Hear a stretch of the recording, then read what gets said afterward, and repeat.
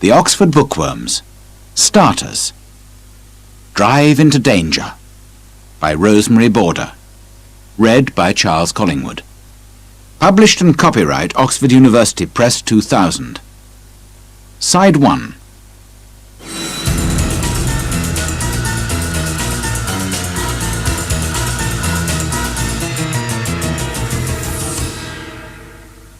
Chapter 1. A truck without a driver. Mark Miles and his son Andy are having a bad morning. "Where's Gary?" says Mark. "He isn't usually late. The truck is ready. Everybody's waiting." Then Gary Slater comes to the office. He is ill. "I've got a bad arm, Mr. Miles," says Gary. "I'm very sorry, but I can't drive today." Just then, Kim Parker arrives. She is a student. Her father is one of Mark's drivers. She is working in Mark's office in her holiday. "Good morning, Mr. Miles," says Kim. "What can I do first?" "Can you drive a truck?" says Mark with a little laugh. "I've got tables in Faversham and wine in Lyon, and no driver." "Yes, I can drive a truck," says Kim. "I've got a license." "Wonderful," says Mark. He is looking happier. "Have you got a passport?" "Of course. It's at home." Suddenly, Mark is much happier. "OK. Can you take a truck to France? Here is some French money, and these are all the papers. Read them carefully." "Can I go too, Dad?" asks Andy. "I can't drive a truck, but I can drive a car and read a map. And I can speak French. Perhaps I can help Kim." "And you want to go to France? I know." "OK, you two. Run home and get your passports, your overnight bags, and some sandwiches. There are sleeping bags in the truck, and a mobile phone too. When you come back, go and look at the map with Gary. He drives to France every week. He can tell you about it."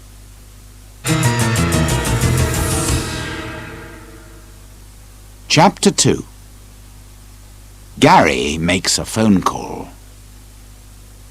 "Get the tables from the shop at Faversham," says Gary.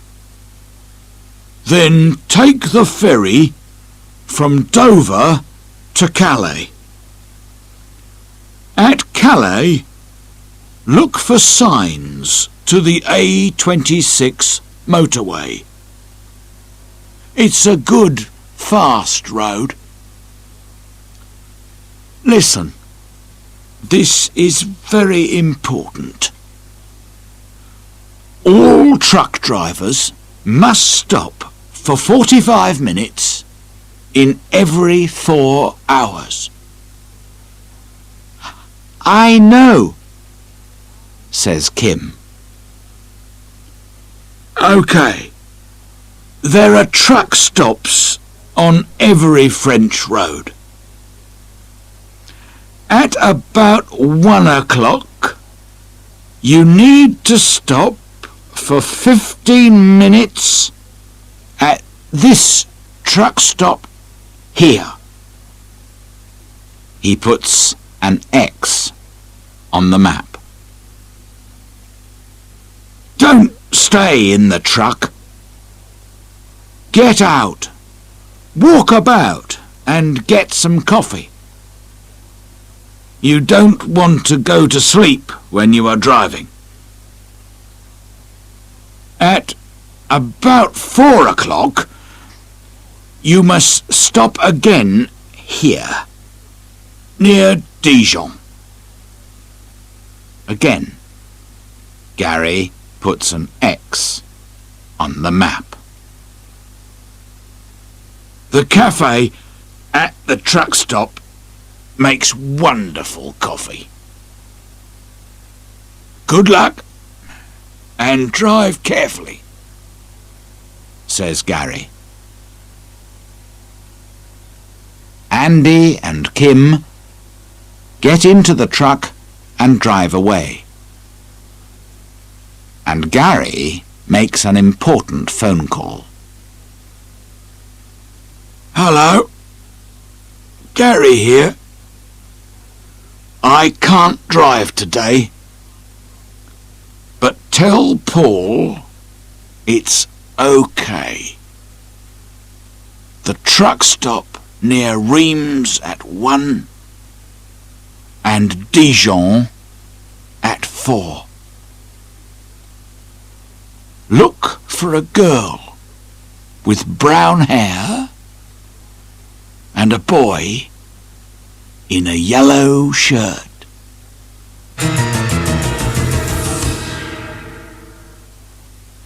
Chapter 3. The truck is losing oil. Andy and Kim arrive at Faversham. They tell the man about Gary's arm. The tables are ready. My men can put them in the truck. We can sit in my office and wait. Would you like some coffee? The man says. They leave the truck and go into the office. Kim and Andy drive to Dover and take the ferry to Calais. They drive off the ferry and out of Calais. They find the motorway and a big stop sign. We need a ticket, says Andy. He puts his hand out of the window to take the ticket. But he is too far away and the ticket goes under the truck. Andy jumps down and goes to get it. OK, I've got it now, Andy calls to Kim. But the truck is losing oil. Not much, but we must do something about it soon. OK, says Kim. I can do that at the truck stop. Come on, let's go. They arrive at the truck stop near Reims at about 1 o'clock. Kim gets under the truck. You're right, she tells Andy. The truck is losing oil, but it isn't very bad.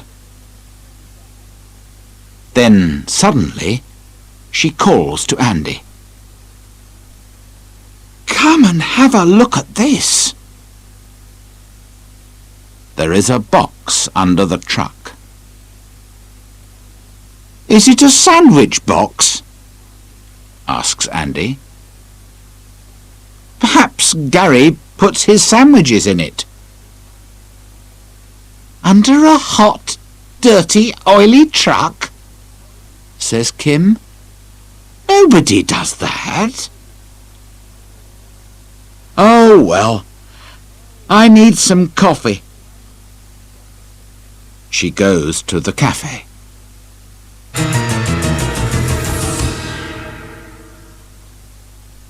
End of Side 1. Side 2. Chapter 4. On the road. They get into the truck again and drive along the motorway. "Our next stop is near Dijon," said Andy. "Dijon is in Burgundy. They make wonderful wine there." "I don't want any wine," laughs Kim, "but I do want some coffee." They arrive at the truck stop just before 4 and sit down in the cafe. Suddenly, Andy says, "Someone's looking under the truck." Through the window of the cafe, they see a fat man in a green shirt. He takes something out from under the truck and goes to a red car. "I don't like this," says Kim quietly. "Let's go." A few minutes later, Kim looks in her mirror. "Andy," she says quietly, "there's a red car behind us, and the man in the green shirt is driving.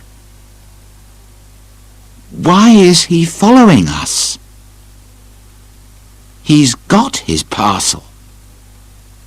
"No, he hasn't," says Andy with a laugh. "He's got our sandwiches, and I've got his parcel. Here it is." He opens it carefully. In it are about 50 small white paper bags. "What's this?" says Andy. "Drugs, I think," says Kim. "And the man in the green shirt wants them.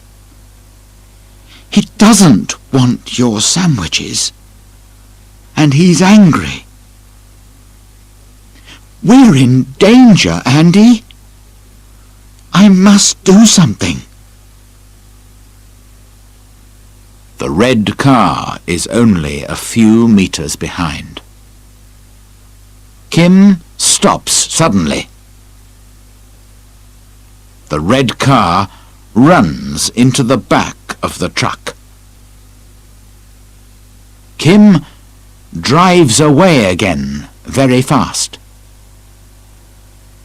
In her mirror, she sees the man in the green shirt standing by his car. "He can't follow us now," Andy says with a smile. But the man is very angry and quickly takes out a small black mobile phone.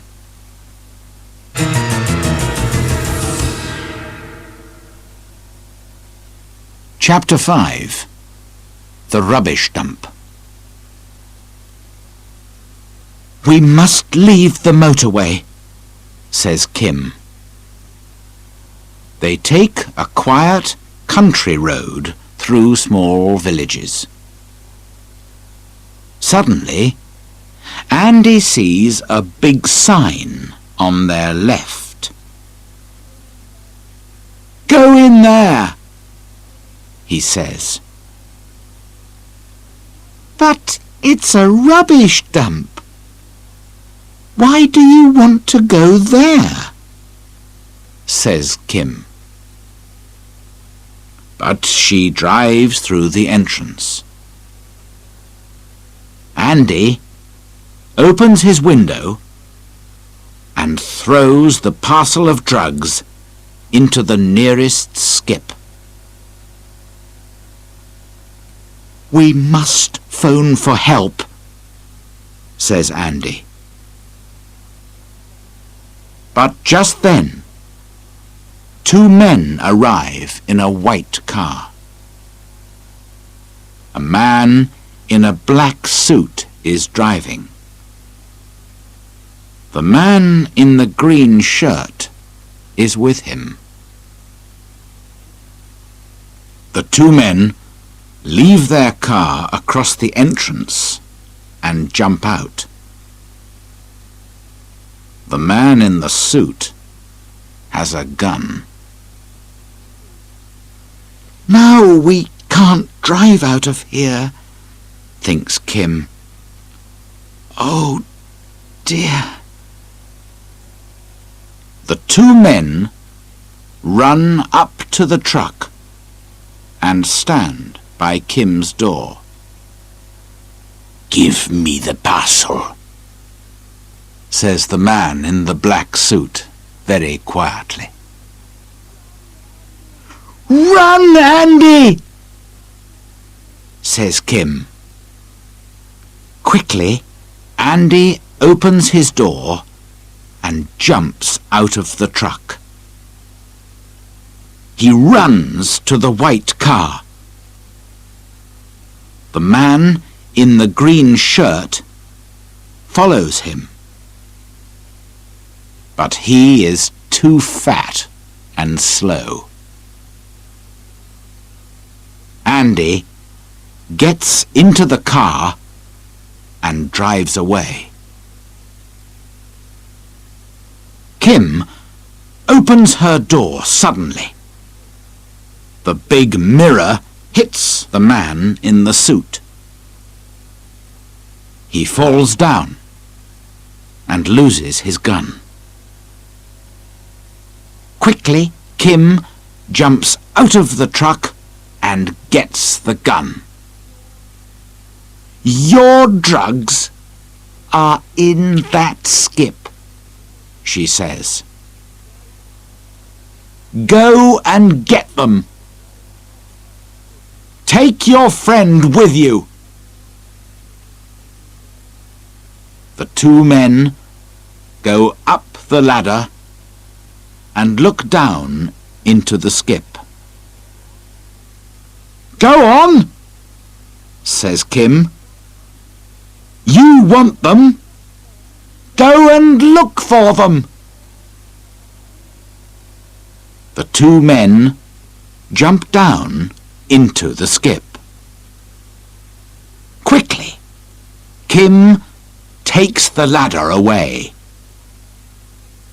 Now, the men cannot get out.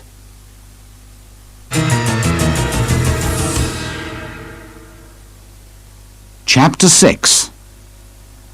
The police are coming. Carefully, Kim puts the gun in her overnight bag. Then she goes to the truck and telephones the police. A French policeman answers. "Hello? Do you speak English?" she asks the policeman on the phone.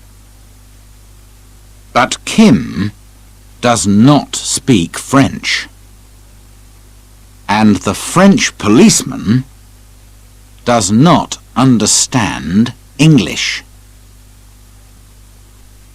"Where's Andy?" thinks Kim. "He speaks French."